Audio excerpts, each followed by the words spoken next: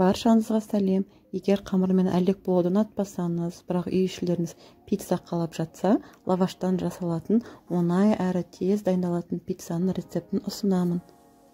Пиццериядағы пиццалардан еш кем емес.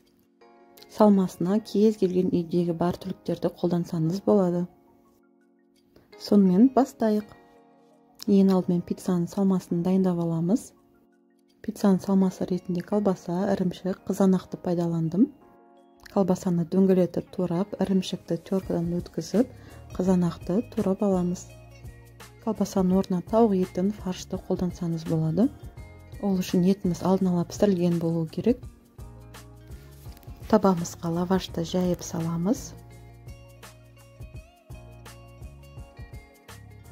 Теркадан өткізілген ірімшігіміздің жартысын жайып шығамыз. Неғұрлым ірімшігіміз көп болған сайын пиццамызда дәмді болады. Үстінен екінші лавашпен жабамыз.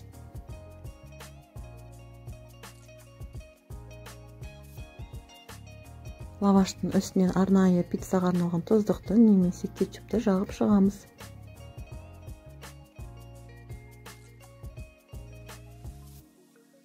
Үстінен бір уыс ірімшігімізді сеуіп шықтым. Ары қарай дайындап қойған салмамызды жақсылап қойып шығамыз.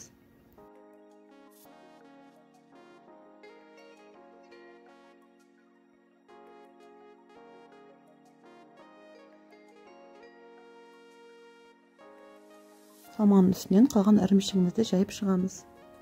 Алдын ала 180 градусқа қыздырылған пеште ірімшігіміз ерігенше 5 минуттай уақыт пісіріп аламыз. Көріп тұрғаныңыздай пицца дайындау өте тез және оңай. Видеом сіздерге пайдалы болды деген ойдамын. Лайк басып, комментарий қалдырып кетіңіздер. Арнама жазылуды ұмытпаңыздар. Келесі жүздескенше астарыңыз дәмді болсын.